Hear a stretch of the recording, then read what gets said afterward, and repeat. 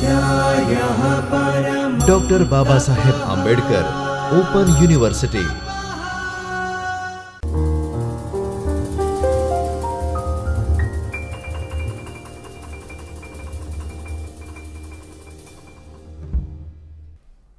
નમસ્તે વિદ્યાર્થી મિત્રો, ડૉક્ટર બાબા સાહેબ આંબેડકર ઓપન યુનિવર્સિટીમાંથી ચૈતન્ય સ્ટુડિયોમાંથી હું doctor Jayshree Kosti, assistant professor of commerce, આપ સૌનું હાર્દિક સ્વાગત કરું છું. વિદ્યાર્થી મિત્રો, આજે આપણે એમકોમ સેમેસ્ટર 1ના MC01 EC103 નાણાકીય સાધનો અને બજારોમાંથી બ્લોક નંબર 1માંથી એકમ નંબર 2 નાણાં બજાર વિશે આગળ ચર્ચા કરીશું. વિદ્યાર્થી મિત્રો, આજના લેક્ચરમાં આપણે હવે આદર્શ નાણાં બજાર એટલે કે વિકસિત નાણાં બજારના લક્ષણો કયા છે, નાણાં બજારની ભૂમિકા અને તેનું માળખું શું છે અને નાણાં બજારના ઘટકો વિશે વિસ્તૃતમાં ચર્ચા કરીશું. સૌપ્રથમ આપણે સ્ટાર્ટિંગ કરીશું આદર્શ નાણાં બજારના લક્ષણોથી. તો આદર્શ નાણાં બજારના લક્ષણોની વાત કરીએ તો આદર્શ નાણાં બજારનું લક્ષણમાંનું સૌથી મહત્વનું અને ફર્સ્ટ લક્ષણ શું છે તો સુસંગઠિત બેન્કિંગ વ્યવસ્થાનો વિકાસ. આપણે બધા જાણીએ છીએ કે કોઈ બી દેશનો આર્થિક વિકાસ શાના પર ડિપેન્ડ છે તો કોઈ બી દેશનો આર્થિક વિકાસ તે દેશની બેન્કિંગ વ્યવસ્થા પર ડિપેન્ડ કરે છે, તેની બેન્કિંગ વ્યવસ્થા પર આધારિત છે. આમ દેશનો આર્થિક વિકાસ સાધવો હોય તો તેની બેન્કિંગ વ્યવસ્થા છે તે સુસંગઠિત હોવી જોઈએ. તો તે એક આદર્શ નાણાં બજારની એક મહત્વની પૂર્વ શરત છે. આપણે બધા જાણીએ છીએ કે વેપારી બેન્કો શું કામ કરે છે તો વેપારી બેન્કો ટૂંકા ગાળા માટે ધિરાણ આપવાનું કામ કરે છે. આ જે બેન્કોની નાણાકીય નીતિ હોય છે તે સમગ્ર દેશની અને સમગ્ર નાણાં બજારને ખૂબ જ મહત્વની રીતે અસર કરે છે. સુસંગઠિત બેન્કિંગ વ્યવસ્થાનો વિકાસ એ આદર્શ નાણાં બજારનું મહત્વનું એક લક્ષણ છે. ધેન નેક્સ્ટ છે કેન્દ્રીય બેંકનું અસ્તિત્વ. દેશમાં બેન્કિંગ વ્યવસ્થા વ્યવસ્થિત રીતે તે કાર્ય કરી શકે, તેમાં કોઈ બી પ્રકારની ઉથલપાથલ ના સર્જાય તો તેના માટે દરેક દેશમાં મધ્યસ્થ બેંકની સ્થાપના કરવામાં આવે છે. તો મધ્યસ્થ બેંકનું કાર્ય શું હોય છે કે બેન્કિંગ વ્યવસ્થાનું કાર્ય સરળ રીતે થતું રહે તે જોવાનું કાર્ય હોય છે. આપણા દેશની વાત કરીએ તો ભારત દેશમાં મધ્યસ્થ બેંક કઈ છે તો ભારત દેશમાં મધ્યસ્થ બેંક છે રિઝર્વ બેંક ઓફ ઇન્ડિયા. તો મધ્યસ્થ બેંક તરીકે રિઝર્વ બેંક ઓફ ઇન્ડિયા મહત્વના કાર્યો કરે છે. આપણા દેશના આર્થિક આયોજન માટે જે નાણાકીય નીતિ ઘડવામાં આવે છે તે નાણાકીય નીતિનો અમલ પણ ક્યાં થાય છે? તે નાણાકીય નીતિનો અમલ પણ નાણાં બજારમાં જ થાય છે. નાણાકીય નીતિનું અસરકારક અમલીકરણ થઈ શકે તે માટે પણ રિઝર્વ બેંક ઓફ ઇન્ડિયાએ તે જોવાનું હોય છે. આમ કેન્દ્રીય બેંકનું અસ્તિત્વ એ પણ નાણાં બજારનું એક મહત્વનું લક્ષણ છે. આમ આદર્શ નાણાં બજાર માટે કેન્દ્રીય બેંકનું અસ્તિત્વ પણ મહત્વ ધરાવે છે. ધેન નેક્સ્ટ છે નાણાં બજારના સાધનોની પર્યાપ્તતા. તો આદર્શ નાણાં બજાર તરીકે નાણાં બજારના જે બી સાધનો છે આપણે આગળ ચર્ચા કરી છે આગળના લેક્ચરમાં કે નાણાં બજારના વિવિધ સાધનોમાં કયા સાધનો છે તો ટ્રેઝરી બિલ્સ છે, સર્ટિફિકેટ ઓફ ડિપોઝિટ છે, પછી કમર્શિયલ બિલ છે, કમર્શિયલ પેપર છે. તો આ જે બધા સાધનો છે તે પૂરતા પ્રમાણમાં અવેલેબલ હોવા જોઈએ. તેથી જ તે ધિરાણ કરનાર અને ધિરાણ મેળવનાર બંને પાર્ટીસની જરૂરિયાતો, બંને પક્ષકારની જરૂરિયાતોને સંતોષી શકે. આદર્શ નાણાં બજાર તરીકે નાણાં બજારના જે બી સાધનો છે જે ટૂંકા ગાળા માટે ઉપયોગમાં આવે છે, ટૂંકા ગાળાના નાણાંની આપલે માટે અસ્તિત્વ ધરાવે છે, તો આ બધા સાધનો પૂરતા પ્રમાણમાં પર્યાપ્ત હોવા જ જોઈએ અને તો જ તે બંને પક્ષકારોની જરૂરિયાતોને સંતોષી શકશે. ધેન નેક્સ્ટ છે પેટા બજારોનું અસ્તિત્વ. આપણે ભારતીય નાણાકીય બજારની વાત કરીએ તો તે બીજા દેશના નાણાં બજારની જેમ એકદમ સુગ્રથિત નથી, એકદમ સંગઠિત નથી. અહીંયા આદર્શ નાણાં બજારની વાત કરવામાં આવે તો આદર્શ નાણાં બજારમાં જે બજાર છે એના પેટા બજારોનું અસ્તિત્વ હોવું જોઈએ. જેમ કે ટ્રેઝરી બિલ્સ છે એનું માર્કેટ હોવું જોઈએ, પછી બિલ્સનું માર્કેટ હોવું જોઈએ. પેટા બજાર તરીકે આ બધાનું માર્કેટ હોવું જોઈએ. કોલ મની માર્કેટ છે એવી રીતે પેટા બજારોનું અસ્તિત્વ ધરાવવું જોઈએ. આપણે પૂરા દુનિયાની વાત કરીએ તો તેમાં લંડનનું જે નાણાકીય બજાર છે તે સૌથી વધુ સંગઠિત છે, તે સૌથી વધુ વ્યવસ્થિત વિકસિત છે. આદર્શ નાણાં બજારના લક્ષણોમાં પેટા બજારનું અસ્તિત્વ પણ હોવું જોઈએ. જે બજાર છે નાણાં બજાર તેના પણ પેટા બજારો હોવા જોઈએ. ધેન નેક્સ્ટ છે પૂરતું નાણાં ભંડોળ. જો તમારી પાસે નાણાં બજાર એકદમ ઇફેક્ટિવ હોય બરાબર તો તેના માટે તમારી પાસે નાણાંનું પર્યાપ્ત ભંડોળ પણ હોવું જોઈએ. નાણાં બજારના સાધનો તમારી પાસે પર્યાપ્ત માત્રામાં અવેલેબલ છે, પરંતુ દેશમાં જો નાણાંનું ભંડોળ ના હોય તો નાણાં બજાર અસરકારક રીતે કાર્ય કરી શકશે નહીં. તો આના માટે પૂરતું નાણાં ભંડોળ પણ હોવું જોઈએ. આમ આદર્શ નાણાં બજાર તરીકે સુસંગઠિત બેન્કિંગ વ્યવસ્થાનો વિકાસ થયેલો હોવો જોઈએ, કેન્દ્રીય બેંકનું તેમાં અસ્તિત્વ હોવું જોઈએ, નાણાં બજારના સાધનોની પર્યાપ્તતા હોવી જોઈએ, પેટા બજારોનું અસ્તિત્વ, પૂરતું નાણાં ભંડોળ, આ બધા તેની લાક્ષણિકતાઓ છે. દેન આપણે નેક્સ્ટ વાત કરીશું નાણાં બજારની ભૂમિકા અને માળખું. નાણાં બજારની ભૂમિકા શું છે અને તેનું માળખું કઈ રીતે છે? તો આપણે અગાઉ વાત કરીએ એ મુજબ કે ભારતનું જે નાણાં બજાર છે તે દુનિયાના બીજા દેશો છે, લંડન છે, ન્યુયોર્ક છે, તેમની જેમ સંગઠિત નથી અને તેમની જેમ એટલું ડેવલપ પણ નથી. ભારતનું જે નાણાં બજાર છે તેનું દ્વિભાજન થયેલું છે, તેને 2 વિભાગમાં વિભાજન કરવામાં આવેલું છે. તો તે 2 વિભાગ કયા છે? તો પહેલો વિભાગ છે સંગઠિત વિભાગ અને બીજો વિભાગ છે અસંગઠિત વિભાગ. સો ભારતનું જે નાણાં બજાર છે તેને 2 ભાગમાં વિભાજિત કરવામાં આવ્યા છે. પહેલો વિભાગ સંગઠિત વિભાગ છે અને બીજો અસંગઠિત વિભાગ છે. સંગઠિત વિભાગની વાત કરીએ કે સંગઠિત વિભાગમાં કોનો સમાવેશ થાય છે? તો સંગઠિત વિભાગમાં જાહેર ક્ષેત્રની બેંકો, અને આ જાહેર ક્ષેત્રની બેંકોની વાત કરીએ તો તેની અંદર રિઝર્વ બેંક છે, સ્ટેટ બેંક છે અને તેની સાથે જે 7 એસોસિએટ બેંકો છે તે રાષ્ટ્રીયકૃત બેંકો, પ્રાદેશિક ગ્રામીણ બેંકોનો સમાવેશ થાય છે. સંગઠિત વિભાગમાં ખાનગી ક્ષેત્રની બેંકોનો પણ સમાવેશ થાય છે. આ ખાનગી ક્ષેત્રની વાત કરીએ તો તેની અંદર શિડ્યુલ્ડ બેંકો, નોન શિડ્યુલ્ડ બેંક છે, ભારતની શિડ્યુલ્ડ બેંકો અને વિદેશની વિનિમય બેંકો, એ બધાનો સમાવેશ થાય છે. આના સિવાય સંગઠિત વિભાગમાં સહકારી બેંકો છે અને વિકાસશીલ બેન્કિંગ સંસ્થાઓનો સમાવેશ થાય છે. સો આમ ભારતની નાણાકીય વ્યવસ્થા એમાં વાત કરીએ તો આ નાણાકીય વ્યવસ્થાના ભાગરૂપે નાણાકીય બજાર છે અને આ નાણાકીય બજારનું પેટા બજાર કયું છે? તો ભારતીય નાણાં બજાર છે.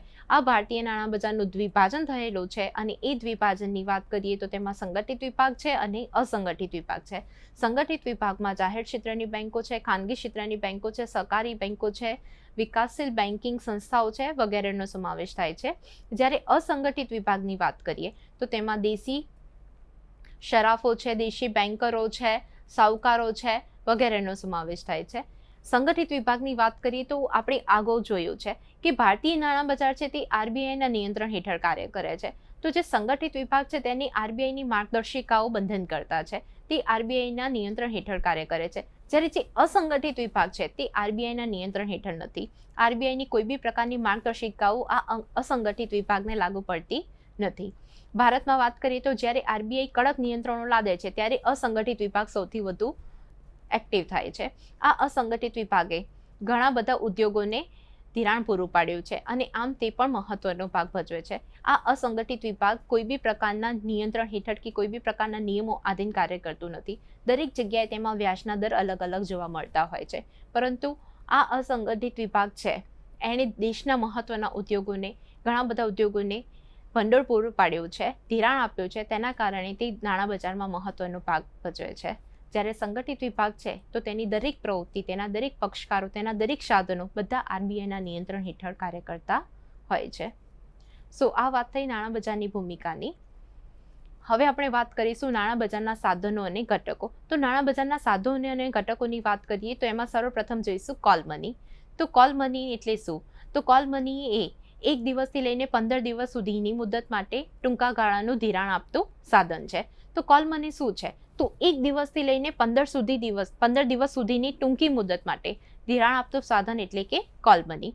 આ કોલ મનીની વાત કરીએ તો ધિરાણ કરનાર જ્યારે તેને જરૂર હોય ત્યારે ટૂંકી નોટિસે પૈસા પાછા મેળવી શકે છે અને આના જ કારણે નાણાં બજારના આ પેટા બજારને money at call and short notice તરીકે ઓળખવામાં આવે છે. તો કોલ મની કેટલા સમય માટે ધિરાણ પૂરું પાડે છે? તો 1 થી 15 દિવસના ટૂંકી મુદત માટે.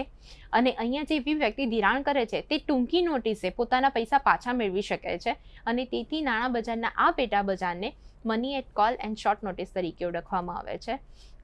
આ કોલ મની માર્કેટની વાત કરીએ તો અહીંયા વ્યાજનો દર શાના પર આધારિત છે? તો માંગ અને પુરવઠા પર તે આધારિત છે. આ પેટા બજારમાં ધિરાણ કરનાર સંસ્થાઓમાં વિનિમય બેંકો, વેપારી બેંકો, UTI, LIC, GIC, DFHI, IDBI, NABARD વગેરેનો સમાવેશ થાય છે. ભારતમાં આ પેટા બજારનું એટલે કે કોલ મનીનો સૌથી વધુ વિકાસ ક્યાં થયેલો છે? તો મુંબઈ, કોલકાતા, ચેન્નઈ અને દિલ્હીમાં થયેલો છે. હવે આપણે વાત કરીશું ટ્રેઝરી બિલ્સ. તો ગવર્મેન્ટને જ્યારે ટૂંકા ગાળા માટે નાણાંની જરૂર હોય છે તો ત્યારે ગવર્મેન્ટની આ જરૂરિયાત ટ્રેઝરી બિલ્સ દ્વારા સંતોષવામાં આવે છે. તો આના માટે કેન્દ્ર સરકાર વતી આરબીઆઈ ટ્રેઝરી બિલ્સ બહાર પાડે છે. ટ્રેઝરી બિલ્સની વાત કરીએ તો ટ્રેઝરી બિલ્સ એ સંપૂર્ણપણે નાણાકીય બિલ છે. આના સમયગાળાની વાત કરીએ તો તે 91 દિવસ, 182 દિવસ અને 364 દિવસના હોય છે. તો આ ટ્રેઝરી બિલ્સ સૌથી મહત્વની લાક્ષણિકતા શું છે? તે કેન્દ્ર સરકાર વતી આરબીઆઈ દ્વારા બહાર પાડવામાં આવે છે અને તે 91 દિવસ, 182 દિવસ અને 364 દિવસના હોઈ શકે છે. આ ટ્રેઝરી બિલ સંપૂર્ણપણે નાણાકીય બિલ છે. નાણાં બજારના આ પેટા બજારમાં એટલે કે ટ્રેઝરી બિલ્સના બજારના પક્ષકારોની વાત કરીએ તો તેની અંદર આરબીઆઈ છે, એસબીઆઈ છે, કમર્શિયલ બેંક છે, ડીએફએચઆઈ છે, એસટીસીઆઈ તથા LIC, GIC, NABARD, UTI, IDBI, ICICI, IFCI વગેરે જેવી નાણાકીય સંસ્થાનો સમાવેશ થાય છે. પરંતુ ટ્રેઝરી બિલ્સની માર્કેટની વાત કરીએ તો અહીંયા રોકાણકારોને ઓછું વળતર મળે છે, જેના કારણે લોકો તેમાં ઓછા ઉત્સાહી હોય છે. એટલે કે અહીંયા જે વળતર મળે છે તે પ્રમાણમાં બીજા સાધનોની કમ્પેરિઝનમાં ઓછું હોય છે. તેના કારણે રોકાણકારો અહીંયા રોકાણ કરવા માટે થોડા ઓછા ઉત્સાહી હોય છે. હવે આપણે વાત કરીશું સર્ટિફિકેટ ઓફ ડિપોઝિટની. તો સર્ટિફિકેટ ઓફ ડિપોઝિટની વાત કરીએ તો ભારતમાં સર્ટિફિકેટ ઓફ ડિપોઝિટની શરૂઆત ક્યારે કરવામાં આવી? તો ભારતમાં સર્ટિફિકેટ ઓફ ડિપોઝિટની શરૂઆત 1989માં કરવામાં આવી છે, જે શેડ્યુલ વેપારી બેંકો દ્વારા બહાર પાડવામાં આવે છે. તો સર્ટિફિકેટ ઓફ ડિપોઝિટ કોના દ્વારા બહાર પાડવામાં આવે છે? તો શેડ્યુલ વેપારી બેંકો દ્વારા બહાર પાડવામાં આવે છે. સીડીની વાત કરીએ, સર્ટિફિકેટ ઓફ ડિપોઝિટને શોર્ટમાં સીડી કહીશું. તો સીડી એ નેગોશિયેબલ સાધન છે જેની કામગીરી આરબીઆઈ દ્વારા બહાર પાડવામાં આવેલી માર્ગદર્શિકાના આધારે થાય છે. તો સર્ટિફિકેટ ઓફ ડિપોઝિટ છે એ નેગોશિયેબલ સાધન છે. તેની કામગીરી શાના આધારે થાય છે? તો આરબીઆઈ દ્વારા બહાર પાડવામાં આવેલી માર્ગદર્શિકા છે તેના આધારે થાય છે. કારણ કે આપણે બધા જાણીએ છીએ કે નાણાં બજાર કોના નિયંત્રણ હેઠળ કાર્ય કરે છે? આરબીઆઈ. તો આરબીઆઈ દ્વારા જે બી ગાઈડલાઈન બહાર પાડવામાં આવે છે તેના આધારે તેની કામગીરી થતી હોય છે. બેંકો દ્વારા બહાર પાડવામાં આવતા સીડીનો સમયગાળો 7 દિવસથી લઈને 364 દિવસ સુધીનો તથા નાણાકીય સંસ્થાઓ માટે 1 વર્ષથી 3 વર્ષ સુધીનો નક્કી કરવામાં આવ્યો છે. સર્ટિફિકેટ ઓફ ડિપોઝિટની સમયગાળાની વાત કરીએ તો બેંકો દ્વારા જે બી સર્ટિફિકેટ ઓફ ડિપોઝિટ બહાર પાડવામાં આવે છે તેનો સમયગાળો કેટલો છે? તો 7 દિવસથી લઈને 364 દિવસ સુધીનો. જ્યારે નાણાકીય સંસ્થાઓ દ્વારા જે બી સર્ટિફિકેટ ઓફ ડિપોઝિટ બહાર પાડવામાં આવે છે તેનો સમયગાળો કેટલો હોય છે? તો 1 વર્ષથી 3 વર્ષ સુધીનો નક્કી કરવામાં આવ્યો છે. સર્ટિફિકેટ ઓફ ડિપોઝિટની વાત કરીએ તો તેની મિનિમમ અમાઉન્ટ શું છે? તો તેની મિનિમમ અમાઉન્ટ 1 લાખ રૂપીસ છે અને તેને 1 લાખ રૂપીસના ગુણાંકમાં બહાર પાડવામાં આવે છે. દેન નેક્સ્ટ છે વેપારી પત્રો. વેપારી પત્રો એટલે કે કમર્શિયલ પેપર. તો કમર્શિયલ પેપર ભારતીય નાણાકીય બજારમાં સૌપ્રથમ ક્યારે રજૂ કરવામાં આવ્યા? તો વેપારી પત્રો 1990માં ભારતીય નાણાકીય બજારમાં રજૂ કરવામાં આવેલ છે. તો વેપારી પત્રોની શરૂઆત ક્યારે થઈ છે? તો 1990ના દાયકામાં થઈ છે. 1990માં ભારતીય નાણાકીય બજારમાં તે રજૂ કરવામાં આવેલ છે. પોતાની ટૂંકા ગાળાની જરૂરિયાત સંતોષવા માટે કંપનીઓ દ્વારા વેપારી પત્રો 7 દિવસથી 1 વર્ષની મુદતની પ્રોમિસરી નોટ સ્વરૂપેની પૂર્વ પરવાનગી મેળવીને બહાર પાડી શકે છે. તો કંપનીઓ પોતાની ટૂંકા ગાળાની જરૂરિયાતો સંતોષવા માટે 7 દિવસથી 1 વર્ષ સુધીની મુદતની પ્રોમિસરી નોટ સ્વરૂપની પૂર્વ પરવાનગી મેળવીને વેપારી પત્રો બહાર પાડી શકે છે. બધા જ નિયમોનું પાલન કરતી કંપની જ તેને બહાર પાડી શકે છે. સો આ વાત થઈ છે વેપારી પત્રોની. દેન નેક્સ્ટ છે વેપારી બિલ એટલે કે કમર્શિયલ બિલ્સ.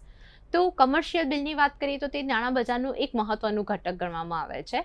માલના ખરીદ વેચાણના વાસ્તવિક સોદામાંથી ઉદ્ભવતા બિલ્સને બેંકોમાં વટાવીને તાત્કાલિક નાણાં મેળવી શકે છે.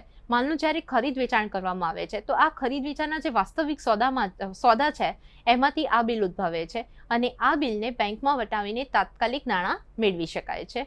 આ વેપારી બિલો એટલે કે એક ચોક્કસ વ્યક્તિને ચોક્કસ સમય તેના આદેશ મુજબ ચોક્કસ રકમની ચૂકવણીનો આદેશ કરતો દસ્તાવેજ છે. તો વેપારી બિલ શું છે? તો એક ચોક્કસ વ્યક્તિને કોઈ એક ચોક્કસ વ્યક્તિ હશે તેને કોઈ એક ચોક્કસ સમયે કોઈ ચોક્કસ રકમની ચૂકવણીનો આદેશ કરતો દસ્તાવેજ એટલે કે વેપારી બિલ. તો વેપારી બિલ નાણાં બજારમાં સૌથી મહત્વનો ભાગ ભજવે છે. નેક્સ્ટ છે ઇન્ટરબેંક પાર્ટિસિપેશન સર્ટિફિકેટ. તો ઇન્ટરબેંક પાર્ટિસિપેશન સર્ટિફિકેટની વાત કરીએ તો પાર્ટિસિપેશન સર્ટિફિકેટ એ કોઈ બેંકે મોટું ધિરાણ પૂરું પાડ્યું હોય અને તેને નાણાંની જરૂર હોય તો તે આ સર્ટિફિકેટ બહાર પાડીને નાણાં ઊભા કરી શકે છે. તો પાર્ટિસિપેશન સર્ટિફિકેટ એ શું છે કે જ્યારે કોઈ બેંકે મોટું ધિરાણ પૂરું પાડ્યું હોય છે અને તેને નાણાંની જરૂર છે ત્યારે તે આ સર્ટિફિકેટ બહાર પાડી શકે છે અને તેના દ્વારા નાણાં ઊભા કરી શકે છે. અહીંયા મહત્વની લાક્ષણિકતા શું છે? મહત્વની વાત શું છે કે અહીંયા સર્ટિફિકેટ બહાર પાડનાર અને સર્ટિફિકેટ ખરીદનાર બંને શું હોય છે? બંને વેપારી બેંકો જ હોય છે અને તેના જ કારણે તેને ઇન્ટરબેંક પાર્ટિસિપેશન સર્ટિફિકેટ તરીકે ઓળખવામાં આવે છે. આ સર્ટિફિકેટની સમય મર્યાદાની વાત કરીએ તો આ સર્ટિફિકેટની સમય મર્યાદા 30 દિવસથી 180 દિવસ માટે બહાર પાડવામાં આવે છે. દેન નેક્સ્ટ છે પુનઃ ખરીદી કરારો એટલે કે રેપોઝ.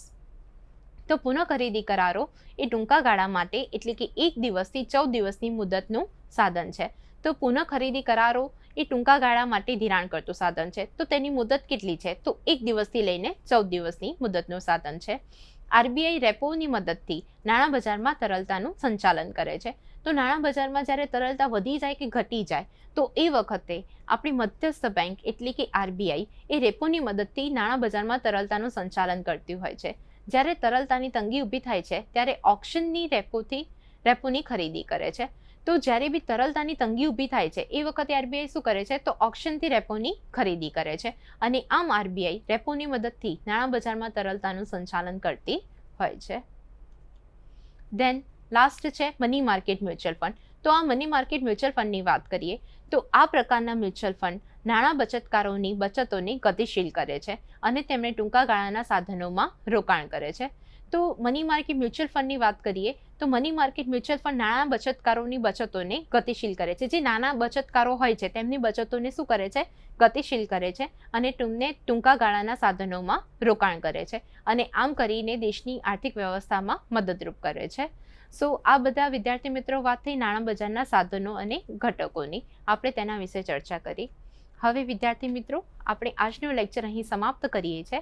ફરી પાછા નવા સમયપત્રક મુજબ નવા સમયે મળીશું. આજના લેક્ચર માટે આપ સૌનો ખૂબ ખૂબ આભાર. સ્વાધ્યાયઃ પરમ